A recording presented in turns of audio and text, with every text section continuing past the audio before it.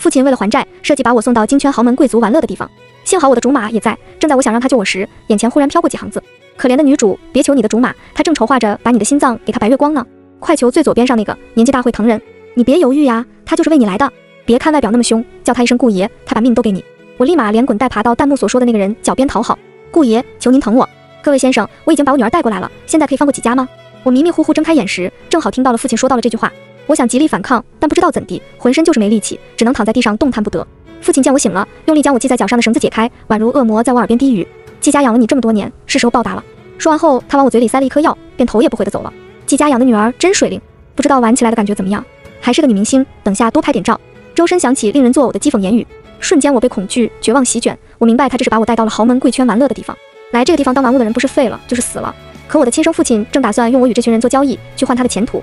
出于对生的渴望，我强撑起身，才看清楚周围的场景。在我的不远处有一排沙发，沙发上坐着的都是西装革履的人，灯光昏暗，我看不清全部人的脸，但看得清楚脸上表情的，他们无不是用挑选商品的眼神看着我，让人觉得恶心。我现在被下了药，手还被绑着，况且这个地方戒备森严，完全没有逃跑的可能。正在我打算向命运低头时，一道熟悉的声音响起：南枝，不要害怕。我认出了声音的主人，是和我一起长大的竹马圣阳。他仿若天神般从那群人中站起，脸上是藏不住的喜悦，像是在说：我来带你回家了。就在他向我靠近时，我的眼前忽然飘过几行字：演得真好，奥斯卡欠男主一个小金人。女主呀，你的竹马是男主，他白月光是女二，男主正要牺牲你去救女二呢。我以为是眼花了，使劲眨眨眼睛，一睁眼，弹幕还在飘：可怜的女主，别求你的竹马，他正筹划着把你的心脏给他白月光呢。千万别被这个渣男骗了，他连和你爸演的这出戏呢。这下我信了，因为圣阳真的有一个心脏不好的白月光，也因为这个白月光，我们从小玩到大的感情生出了间隙，说是要避嫌。就在前不久，他突然带我去做全身体检，说是关心我身体状况。我当时还呲了个大牙傻乐，心想着既能白嫖又对身体好，就开心的跟着去了。跟着我们去医院体检的还有我不久前就体检过的爸，所以我爸为什么要跟着去，他们究竟什么关系？我累个亲娘累，一整个想来细思极恐。现在圣阳已经走到了我跟前，朝我伸出手，我犹豫了，留在这会被晚死，跟他走会被嘎心脏而死，总之横竖都得死。就在这时，弹幕热闹起来：他来了，他来了，男二他终于赶来了，快求最左边上那个，年纪大会疼人，没多大，也就比你大9岁，抱他大腿，包活的。你别犹豫呀，他就是为你来的。别看外表那么凶，叫他一声顾爷，他把命都给你。我眼睛倏地一下亮起，因为找到了救命稻草。在给他命文学和给我命文学中，只要是个正常人，肯定选择前者。你奶奶个老寒腿的，死渣男，给我滚！也不知道哪来的牛劲，我抬起腿就给圣阳来了一脚，将他踹倒在地。随后在所有人的震惊目光中，立马连滚带爬到弹幕所说的那个人脚边。我知道这是我活下去的唯一机会，语气讨好，生怕他不答应。顾爷，求您疼我。说完后才知道这句话有多羞耻。空气沉默了几秒后，我听见头顶上传来轻笑的声音，然后一只大手牢牢将我下巴捏住，迫使我抬头。霎时间与一双摄人心弦的桃花眼相对，男人明明嘴角是笑着的，但眼睛却看不到笑意，看起来瘆人，但整体完美到无瑕的面容让人挪不开眼。说了让我疼你的理由，他不由得加大力度，让我一阵生疼，这才反应过来我的命还在他手上呢。果然越迷人的越危险，弹幕又给我支起了招，可别被他骗了，他假镇定呢，实则内心土拨鼠狂叫，说爱他，快说爱他。他只是看起来是情场老手，实则是纯情处男，经不起撩拨的。身为在娱乐圈摸爬滚打这么多年的女明星，演出深爱的情感是基本功。于是我拿出既视表演法则第一条，哭戏要快，氛围都是自己造的。此刻我已经感觉到眼泪在眼眶中打转，声音委屈到颤抖。因为我爱您，您知道的，我从小爹不疼娘不爱，我不知道什么是爱，直到我看到您，我的心跟我的肺，我全身上下的每个器官都在说着我宣您。我闭眼让眼泪滑落，继续说道：如果您不想要我就算了，我跟着他们也可以。令我没想到，刚还静若安然的男人不知被哪句话惹怒，他脱下西装外套将我包裹起来，向其他人宣示着主权。除了我，你还想跟谁？我的人谁敢要？乖乖的跟我，保你一辈子。还有大家都没意见吧？最后一句更是带上了威胁，仿佛在说谁敢动我，他就弄死谁。我掩面发抖，看似在哭泣，实则在狂笑。能在京圈如此横行的人，恐怕也只有顾家那位神秘的顾怀先生。他可是神秘到网上搜不到一张照片的人，我也是今天才知道他长什么样，所以他的势力与实力不可言喻。如果有这样的人当靠山，嘿嘿嘿，那这人生简直会易如反掌。笑着笑着，身体越来越热，我还以为是太兴奋导致肾上腺素飙升，没在意，继续乐呵，直到有种生命在燃烧的感觉。救命！这才想起我那畜生不如的父亲在走前给我喂了颗药。男人立马觉察出我的不对劲，拉住我在他身上乱抓的手。小野猫，你想干嘛？我眼里染上情欲，脑子全是马赛克内容，当然是想睡你啊。女主你轻点撩，我们就这一个纯情顾爷，可别撩坏了。刺激！顾爷的耳根子都红了。顾怀轻轻将我横抱起来，悬空的失重感吓得我下意识伸手搂住他的脖子，冰冰凉的触感缓解了我的燥热，让我想触碰更多，手又开始不老实朝他后背伸去。顾怀轻声又哄：乖一点，回家再给你抓。随即抬头，皮笑肉不笑对在场的人说：今天济南之在这发生的事，我不希望在日后还能听见有谁议论，如果有人管不住自己的嘴，我可以登门交流。大家连忙附和，并保证把这件事烂在肚子里。除了盛阳，他攥紧拳头，似不甘心，最后不死心的开口叫住要走的顾怀。顾爷！顾怀面色阴沉的可怕，直接打断盛阳想说的话。盛先生有意见？盛阳有自知之明，顾怀想带走我，谁也拦不住，他只能作罢。没有。顾怀小心翼翼把我抱进车内，便吩咐人快点开车。我热，快给我摸一摸。我也管不上车内还有其他人，直接胡乱拉扯顾怀的衣服，希望取得片刻的凉爽。但总有一双手在阻拦我，实在是不耐烦后，我想生气怒吼，结果说出来的话是软绵绵的：你别动，让我来。说完这句话后，明显感觉到抱着我的人身子一紧，腰间还被硌得疼。我将手伸去，想探个明白，后果是我的双手又被制裁，被人牢牢抓住。顾怀眸子昏暗，声音沙哑低沉道：我是谁？我不假思索：帅哥呀。说话的人似有些不悦，不知道我是谁还敢瞎脱衣服，那你脱完衣服想干嘛？我想带着小企鹅把24号水泥拌意大利面倒进太平洋，然后穿上比基尼去找北极熊手拉手跳舞。我的芝芝真棒，脑子不清醒还能说话这么连贯。虽然语气很宠溺，可我只听到了脑子不清醒这几个字，以为他在骂我。我小声嘤咛：呜，你凶我，我好难受。好啦，快到了。他没骗我，车子很快驶进一栋别墅大院。等到跌进柔软的床时，我再也忍不住燥热，双手强硬搂住他的脖子，不准他走，哭着将委屈诉出：你怎么才来呀？我难受。我是谁？不知道顾怀为什么执着于问这个问题，但这次回答时，我睁眼看了面前的人。顾怀，回答正确，把我奖励给芝芝好不好？他很轻地稳住我眼角的泪水，一边解开衣服，嘴里还说了些我听不懂的话。这次我终于赶到了，乖芝芝，不要再丢下我了好吗？伤害芝芝的每一个人我都不会放过。他一遍又一遍叫着我的名字，像是失而复得的宝物，生怕再次丢失。醒来时，我浑身酸痛。顾怀昨晚就是个不知彦祖的野兽，像被下药的是他不是我。弹幕这时又开始蹭蹭蹭地刷，怎么回事？到关键地方就黑了，有什么是我这个尊贵的会员见不得的？我不缺钱，快把昨晚黑掉的部分抬上来，看看女主脖子上的痕迹，一看就知战况激烈啊！我小脸通红，吓得连忙将被单拉上来，把头以下的部分盖住，然后继续看弹幕，愈发觉得有意思。他提供的是我未知的信息，就像人生开了挂一样。反正人生没有彩排，每天都是现场直播，这下多了项特殊技能，何乐而不为？所以我并不排斥它的存在。我拿起身边的手机进行人脸识别，想看看热搜。身处互联网时代，作为女明星，一点风吹草动都会被挂在网上，所以我害怕昨天发生的事会被有心之人曝光，那我失业就完了呀。好在并没有我的名字，倒是有关于其他明星的瓜，我每条都点进去看。忽然一个浏览器弹窗蹦出，手一滑给点了进去，内容的标题是要像爱护花一样爱护它。我一脸问号，点击返回键到浏览器搜索栏，看到浏览记录后，我更为震撼。井号第一次要注意什么井号？井号怎样才能更舒服？井号，天啊，这都什么虎狼之词？又怎么会出现在我手机的搜索记录中？你拿的是我手机？顾怀不知道什么时候出现在门口，他嘴角上扬，唇边噙着若有若无的笑意，眼神直勾勾地看着我，吓得我一激灵，不小心把手机甩了出去。糟糕，忘记按返回，手机现在还停在搜索记录那个页面。如果顾怀看到，岂不就知道我发现了他的秘密？会灭口吗？我忍不住打了个寒战，脑子疯狂开始找补，嘴随脑子，一下子就把所想的全盘托出。第一次吗？不熟练是应该，但我体验感好啊，下次还跟你。季姐，你是怎么一本正经说出来的？我猜季姐要豪气的甩200块钱小费了。顾怀微眯着双眼，显得意味深长，令我不由心中一凛。看来是夸的不对，那技术不能夸，美貌总可以夸吧？我语气放缓，故作神秘。顾先生，你知道恐龙为什么灭绝吗？因为他的胳膊太短，在看到您的美貌时没法鼓掌。他拧眉，啧了一声，像是有点懊悔。看来是我昨晚不够努力，精力这么好。边说着边大步朝我走来，他双手背后，不知道手里拿什么东西。我立马闭嘴，盯着他的动作，直到他把一碗粉放在桌上。你爱吃的酸辣粉加炸蛋，鱼湾巷那家。悬着的心终于放下了，但下一秒又警惕起来。他怎么知道我爱吃鱼湾巷那家的酸辣粉，而且还要加炸蛋？顾先生，你调查我。顾怀将外表的包装一层一层解开，又细心将粉搅和，和我吃粉时的步骤别无二致。我也爱吃那家，跟你碰到过几次，你不记得而已。我惊讶，不应该呀，长成你这样，我见一次都记得牢牢的，不可能见几次都没记住啊。顾怀眉心蹙了蹙，我可有眼力见，立马闭嘴。果然男人心海底针，他心思深不可测，那就干脆不测了，安安静静将粉吃完，连汤都一滴不剩。吃完后，顾怀说去公司有事处理，他在临走时反复交代要我别出门，还说要去哪，等他回来再带我去。他也没说明白为什么，但我今天有一场戏需要拍摄，不去可是要交巨额违约金的。而且在我没醒前，经纪人打了几10个电话催我。没办法，在顾怀出门后，我悄摸地打车去了拍摄地，因为拍的是古装戏，做妆造要花费很长时间，加上昨晚操劳过度，我撑不住就睡了过去。迷迷糊糊中我被人拍醒，原来是妆造老师。好了，妆造老师今天像吃了炸药桶，语气十分不耐烦。不过我没在意，对着镜中的自己欣赏一番。很快我就意识到了不对，我演的大反派女二，装扮应该更加妖艳，可镜中的我画的清纯，头饰以白色为主，越看越像女主的妆。我拉住正要离开的化妆老师询问，我的妆造不是这套吧？这不是女主的吗？妆造老师用不满的眼光瞥了我一眼，像碰到瘟神一样与我拉开距离。导演要求的，具体的我不知道。我疑惑至极，到底发生了什么事情这么不待见我？没办法，我跑去问导演，还没见到导演，就被和我画着一样妆容的人拦住。南芝姐，今天就要委屈你喽。来人正是剧组的女主角盛阳，那个心脏不好的白月光。每当她叫我姐，我就知道她要开始作妖了。你要求的。苏安安见周围没有人，也不打算装了。她扑哧一笑，眼中露出恨意。你还以为你是季家大小姐？季家都把你卖了，还摆什么架子？看着她那与平时娇滴滴完全不同的模样，我只觉得莫名其妙。我先声明一点，季家已经与我无关。其次，在我印象里，我可没招惹苏小姐吧？为什么会对我有这么大的敌意？苏安安像是被踩到了雷点，她的情绪更暴躁。凭什么所有人都要围着你转？他们都应该是我的。我也没好气，转，你当他们是旋转木马呀？家人们，谁懂啊？黄金矿工都挖不出这样纯的神金，这下被我碰到了。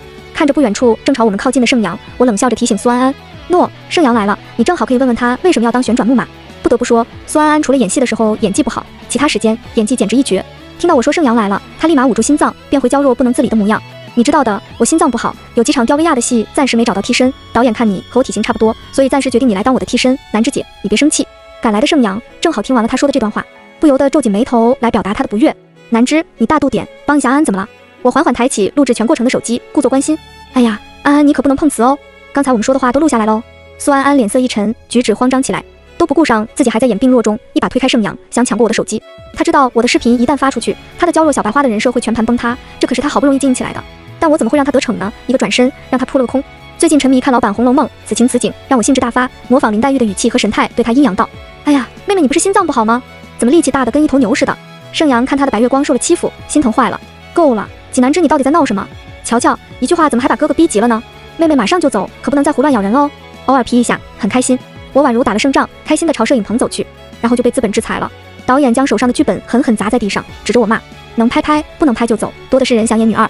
导演像又想到什么，语气有所缓和：你只当一次替身，就一下的事，要不然整个进度都要被耽搁。虽然在娱乐圈摸爬滚打这么多年，可我背后没有靠山，一直处于不温不火的状态。其实当知道女主是苏安安时，我本不想接，但看了剧本后，反叛女二的追求与气性真的吸引了我，尤其是最后她为了国牺牲自己，让我看到了女性的魅力。思虑再三后，我选择接下这部剧，也不曾想会有这么多幺蛾子。可我手上已经没有其他戏的剧本，以后指定更难有。在平复情绪后，我还是选择继续演。行，仅此一次。我配合道具老师穿上威亚服，哈哈哈！旋转木马，季姐的脑洞要笑死我了。刚才我还在想弹幕怎么不见了，原来是有延迟呀。季姐真聪明，还知道录像。颠公颠婆气急败坏了，看得太爽了。弹幕无不是在夸我的，但渐渐的，弹幕内容让我竖起鸡皮疙瘩，清一色的让我不要掉威亚。女主千万不要啊！怎么剧情提前了？女主别上当，这威亚被男主做了手脚。前世就是因为掉威亚摔伤后你晕了，被男主取了心脏。什么前世？弹幕在说什么呀？我怎么看不懂了？可现在已经来不及，导演已经说了 action。看着底下铺的厚厚的海绵，我只能说着台词，硬着头皮往下跳。前世的仇来生再报。在跳下的顷刻间，咔的一声在片场响起，所有人望向声音的来源，发现我的威亚上有一根绳索断裂。突如其来的变动让我整个人跟着剧烈摇晃，降落的地点距海绵垫有了偏差。有的人惊慌失措去拉住绳子，将我下降的速度降低；有的人看着我掉落的地点去推海绵垫。大家像是很乱，但有序的去采取补救措施。最后我重重摔在了只有一层的海绵垫上，保住了命，但昏睡过去。在闭眼前，我好像看到了顾怀。我做了一个梦，梦里我被父亲卖掉后，盛阳就下了我。盛阳安慰我，让我别害怕，说要娶我。虽然他是我的主马，但我不喜欢他。看他在危急关头救下我，我决定给他一个机会。盛阳把我带到他住的别墅，说别墅以后就是我们的新房，让我安心住。他担心我的身体，天天请医生给我做全面检查。日子久了，面对他无微不至的关怀，我动心了，我答应嫁给他。在他求婚那天，我在角落看到了他的白月光，苏安安哭红了眼。那晚盛阳没回家，他说是公司有事，可女人的第六感让我心神不宁。我去质问他，他说此生只爱我，已经和苏安安撇清关系了。坠入爱河的我信了。在打算去领证的那天，导演突然通知我去拍一个吊威亚的戏份。盛阳很贴心说理解我，还开车送我去片场，说拍完就去领证。可发生了意外，绳索断裂，我摔了。醒来时人躺在了医院，本想活动一下身体，但动不了，因为四肢被牢牢铐住。那一瞬间，恐惧与不安涌上心头，就如被父亲卖掉的那天。如同那天一样，盛阳宛如救世主出现在我身边。可这一次，他看向我的眼神充满厌恶。乖乖的哦，你的心脏马上就是苏安安的了。还有我的父亲跟在他身后。你在季家是养尊处优的大小姐，可我的安安在外面受累，现在该你补偿他了。我这才明白，盛阳从始至终爱的人都是苏安安，而苏安安是我父亲的私生女，因为对他有愧，就想用我的命去换他的命。盛阳救下我也是他们之前设计的圈套。绝望中，医生没有打麻药就划开了我的身体，取走了心脏。梦停在被取走心脏的那一刻，我猛然惊醒，下意识伸手去摸心脏，好痛，不是身体的疼痛，而是心脏那一块的疼痛。第六感告诉我，那不是梦，是真实发生过的。结合弹幕所说，我得出了一个事实，我重生了。病房里面很安静，静得我仿佛能听到自己心脏跳动的声音。我急于求证我的猜想，询问弹幕，我不知道你们是谁，为什么会发弹幕，还被我看见，但我相信你们是在帮助我，所以我想问一下，我重生了。弹幕实时刷屏，我操，还能跟人女主交流互动了。是的是的，季姐你重生了。得到答案的我并没有想象中的轻松，反而更加痛苦。我不敢相信和我从小到大的竹马以及我的亲生父亲会不在乎20几年的情分去活生生剜我的心。顾怀呢？上一世顾怀怎么样了？我迫切询问顾怀，在上一世我并不认识顾怀，我不知道他为什么要救我。现在看来，顾怀一定也重生了。上一世你被你那畜生不如父亲卖了后，顾怀也去了，不过慢了一步，他以为你喜欢盛阳就没去打扰，谁知盛阳也不是个东西。顾怀一直在后悔与自责。呜呜，顾怀为帮你报仇，把那群伤害过你的人都杀了，因为情节恶劣，他被警察通缉追捕，最后他躲在你的墓前自尽了，尸体是在1个星期后才被发现，都臭了。弹幕犹如千万刀片在我心口上划了一道又一道口子，疼痛难忍，痛到快让我昏厥。我大口大口喘着粗气，但任何一口气都会加重这份痛楚。我难以想象那么高傲的人最后落得个被通缉的下场，明明是作为万人之上的星辰，最后会在我的墓前潦草地结束自己的生命。姐姐，真的太惨了，你一定要让那对狗男女别活。会的，他们一个都别想跑。病房门被推开，我瞬间神经紧绷，看到是顾怀后才彻底放松。芝芝，你感觉怎么样了？我张开嘴想叫他的名字，却发现说不出话来。他心疼地帮我把脸上的碎发弄开，用指腹轻轻擦去我眼角的泪水。身体还不舒服吗？我去叫医生来。我摇头，此刻我只想与他在一起。乖，让医生检查一下身体，我在你身边守着。我想了一下，还是点头。如果不检查一下，他肯定不会放心，我不想再让他担心。医生带着我做了一遍全身检查，初步诊断没有什么问题。医生很惊讶，从那么高的地方摔下来没问题，可真是奇迹。我微微笑对医生礼貌示意，背后的真相只有我知道，从那么高的地方摔下来不可能会没事。出事故后看似杂乱的现场实际是分工明确，那天有人恰好守在没断的那根绳子旁边，有人恰好将最后的那层海绵垫放在我降落的地方，一切的恰好都是刻意的安排。那3个想要我心脏的人要保证我不能摔死，否则就不能看到我被活活剜心的绝望与痛苦。只不过他们没想到顾怀会再次赶到现场，破坏他们看似天衣无缝的计划。我想他们一定不会善罢甘休，还会有下次计谋，而我心里也已然有了报仇计划。对于我重生的事，我没有告诉顾怀。出院后，顾怀整日黏着我，不离开我半步。我要去上厕所。顾怀，我在门外守着。我无奈，我要去洗澡。顾怀脸红，那我进去守着。到了晚上，半步都没有了。顾怀，你有点幼稚，你知道你比我大9岁吗？顾怀委屈，你在嫌弃我老？我在他怀里乱蹭。没有，年纪大会疼人，我很喜欢。你聊的，等下不许哭。年纪大了，心思敏感，那能怎么办呢？当然是宠他。1个星期下来，我们都是这般过的。我无所事事，但顾怀做的事就多了。他撤了我正拍的那部戏的投资，因为我喜欢女二的角色，他把戏的拍摄版权买了下来。导演呢，被查出来又睡，给送进去了。故意损坏道具的人也给送进去了。但这些都不是我想要的结果，我不甘心盛阳和孙安完美隐身。我想我的计划要开始实施了。那天晚上，顾怀抱着我格外紧。我要出国一趟，去5天，你乖乖的，不要出门好不好？等我回来，我们就去领证，一切都会解决的，我会帮你解决的。顾怀每句话都在担忧，我明白了他的意思，他想为我摆平一切。想起前世顾怀报完仇，在我墓前自尽，我的心又一阵绞痛。可我又怎敢再次将本应该在神坛的顾怀拉到泥潭里呢？我闭眼压下翻涌情绪，再度睁眼，对上顾怀炙热的目光。好，我等你。盛阳消息太不灵通，直到顾怀出国的第3天，他才发消息想约我出去。我没有犹豫，答应了他。见面的地点我选在了离医院不远处的咖啡厅。你单独见我，你的白月光不会生气吧？盛阳原本低着的头抬起，尽显维护的模样。你别这样，安安很想和你做好姐妹。可能这句话说出来他自己都不信，那我更不会相信，害我命的好姐妹我可不敢要。但我还不能表现出来。我先是微微吃了一惊，然后轻轻扬唇一笑，故作很乐意的样子。是吗？那给他一个机会，他人呢？盛阳似没想到我答应的如此爽快，他眼神闪过一丝不自然。他现在在医院，你要？没给他说完话的机会，拿起包就站了起来，看上去迫不及待。离这不远，那我去看看他吧。好。盛阳带我去了医院，他似乎很心虚的不敢看我，说话全避开我的眼神。我装作警惕，停下指着不远处的手术室询问：前面不是手术室吗？带我来这干嘛？盛阳背对着我，看不见脸上的表情，走在前面推开手术室的大门。他就在里面。我点头。哦。随后跟在他身后进了手术室，看着手术室空无一人的场景，我要把恐惧的情绪放大，表现的盛阳看得出来。我进来后立刻转身想要出去，里面根本没有人，你想干嘛？却被盛阳拦住，看着他迅速锁上了手术室的大门。我心里冷笑，他锁的不是我的退路，而是他的。他转身面向我，脸上难得浮现出愧疚之色。南芝，真的很对不起，但是没有一颗好的心脏，安安活不久，但你的可以与他匹配。我惊恐大叫，你要干嘛？盛阳拿了一根皮带朝我步步逼近，把你的心脏给他好吗？我继续往后退，挤出几滴眼泪，看上去真的像是被吓哭的。你这是干违法的事，你想把牢底坐穿吗？监控已经被我破坏，医生被我花钱收买，没人知道的。我看着他背后慢慢靠近的医生，医生的脸庞与前世医生的脸重叠，不过这次被抓的不是我。我突然站住，对着他歪头冷笑，言语间充满了戏谑。是吗？监控现在才被关哦。什么？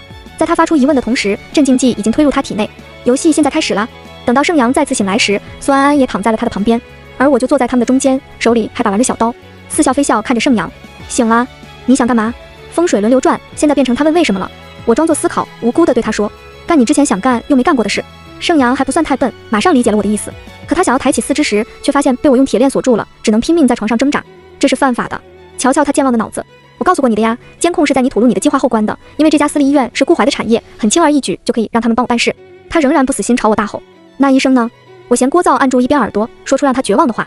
他能拿你的钱，凭什么不能拿我的钱？我可没你那么小气，我花了双倍价钱呢。一旁的苏安安许是被吵到，有了苏醒的迹象。我啧了一声，对着盛阳说，看看你把你的白月光吵醒了，要是他的小心脏受不了可怎么办？苏安安慢慢睁开眼，看到的是我，脸上表情瞬间惊恐。我举起小刀朝苏安安挥了挥，嗨，是我。苏安安声音也不佳了，止不住的颤抖。你怎么还活着？我当然要活着，要不然你们怎么死？我一脸天真，嘴里却说着恶毒无比的话。你说你那细嫩的皮肤，把它一整个剥下来，会不会做成世界上最完美的艺术品呢？我在他们惊恐眼神的注视下，笑得愈发猖狂，更准确的描述是疯癫。还是都掂掂好啊，起码能活得快乐。你们不是要永远在一起吗？我帮你们呀，一起死就能永远在一起了。哈哈哈，叫得再大声点，死前的求饶简直是世界上最好听的曲子。你们说，如果再配上血从脖颈喷涌出来的声音，会不会更美妙？季姐杀疯了，我优个沙雕女主，爆改疯批女主啊！季姐，你冷静点，可以把证据交给警察。是啊，你杀了他们，被抓进去了，顾怀可怎么办？就在小刀快划破盛阳喉咙时，门被踹开，一束光射了进来。吱吱，不要！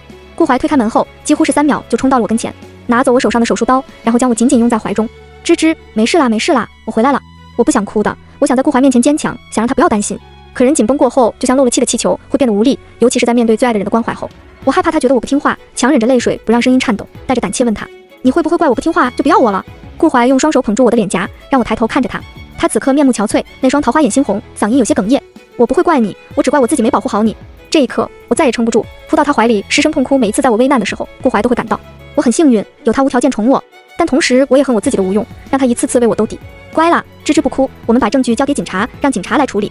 顾怀不想让我重蹈覆辙，如果我杀了他们，我跟他上一世一样被通缉，可没让他们对我们的痛苦感同身受，我无法解心头之恨。然而交给警察处理是最好的解决方法。好，我们交给警察。那天，顾怀把证据全移交给律师。手术室内的监控视频只拍到了我引诱盛阳说出想取我心脏的那部分，除此外，医院所有视频都可以为我作证，我是被诱哄过来的。所以盛阳被定罪是板上钉钉的事，背后参与的人员都会被一同送进去。除了苏安安死不承认，盛阳和我的父亲为了维护苏安安，都说苏安安不知道事情的原委。不过也没关系，我也有我的办法让苏安安得到他应有的下场。我把那天拍摄的视频发到了网上，让全体网友欣赏了一番他的变脸，以及把苏安安是季家私生女的事给了娱乐记者。这2条证据就够摧毁他出道这些年丽清纯小白花和豪门千金等其他的所有人设。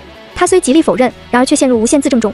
网友们也不是吃素的，很快就从他提供的证据中扒出他早年携无3观言论，以及和某些导演暧昧不清的图片和视频。最后他彻底被娱乐圈封杀，所有伤害过我的人都得到了应有的惩罚。事情平息后，我主动找顾怀认了个错。我穿上顾怀最爱的蕾丝睡衣，态度十分诚恳。顾先生，我保证以后乖乖听你的话。我总觉得叫老公太肉麻，顾也有种背德感。顾先生刚刚好，反正我叫什么顾怀都会答应。原本在忙工作的顾怀抬头看到我后，手上的动作一顿，轻咳了2声。芝芝，你不用听我的话，永远不要因为别人委曲求全去做另一个人，那个别人也包括我。你尽管随心所欲，我一定在你身后当你的靠山。我看得出来他在故作平静，因为他泛红的耳尖出卖了他的内心。不喜欢，我转了个圈，让他全方位欣赏。他似水的眸光在我身上流连，耳尖上的红蔓延到全脸。老婆，别逗我了。是的，我们已经是合法夫妻。书里说了，这样有助于拉近夫妻关系，余生还长，请顾先生做好心理准备。消失了一段时间的弹幕出现，顾野心里肯定想的是，还是年轻人会玩。接下来的内容别再黑屏了，求求了。完结撒花，祝顾先生和季小姐长长久久。还好结局很完美，那就祝你们永远幸福快乐。弹幕在我眼前渐渐淡去，直到完全消失。我知道这是书中的故事来到了大结局，然而书的大结局不代表我们的大结局。我们的世界还在，精彩生活还在继续中。番外1，顾怀想带我去散心，他问我想去哪，我灵光一现，我想5天爬完5岳，去贵州玩漂流，去神农架找野人，去澳门塔蹦极。他听我说完这些地方，眉头紧锁，犹豫片刻才说：你是去度假的还是去渡劫的？结果我说的这些地方都被他划分为危险区。我抱着他胳膊撒娇，去吗去吗？他无可奈何指着我的肚子，你还记得你是个孕妇吗？哎呀妈呀，差点忘了，我已经怀孕4个月了。不过忘记这回事已经不是1次2次了，谁叫宝宝像是来报恩的，4个月来一直没有孕反现象，吃嘛嘛香，健步如飞。最后顾怀带我去了江南小镇，他说有山有水，空气好。我补上，适合养老。他宠溺地揉了揉我的头，阴阳我老。我惊呼道，什么时候学会的网络梗了？谁让我家芝芝比我小9岁，嫌弃我怎么办？除了你，谁还受得了我的脾气？除了顾怀，谁还会陪我为所欲为？番外2，仲夏夜蝉鸣四起，愈发显得四下安宁。顾先生，你什么时候认识我的呀？我靠在他肩膀，与他一起欣赏盛夏的星空。你的名字是我取的，你说呢？我捶了他一拳，有点变态哦。怎么我没出生就惦记上我了？你的母亲和我的母亲交好，还定下娃娃亲的谁？让你这个小没良心的长大后就不记得我了？顾先生，我这不是把我赔给你了吗？肚子里还赠了一个，你可赚大了，不能再说我是小没良心的。顾怀怕我情绪波动大，立马给我顺气。乖芝芝，我错了。我没再追问具体的细节，顾怀也没顺着之前的话题继续说。我们都心照不宣，没提起上一世发生的事。他如何认识我，又如何爱上我，都是过去。过去掺杂了太多不开心的回忆，反复纠结只会浪费现在每一分每一秒的幸福时光。就让我们给时间，让过去过去，让开始开始，然后互相期盼着有彼此的美好未来。全文完。